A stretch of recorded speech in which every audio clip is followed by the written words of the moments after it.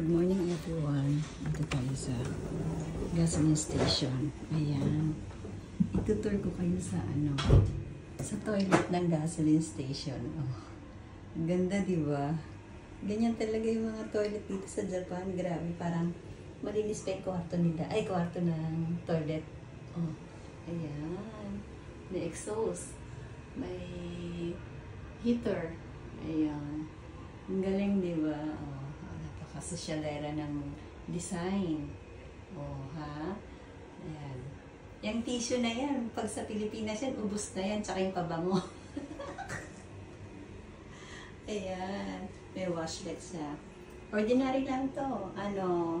Toilet ng gasoline station. Ayan. Tapos, napakalinis ng kanilang. Ayan. Diba? Ang linis ng kanilang. Hello everyone! Ingat kayo palagi. I love you guys. Take care.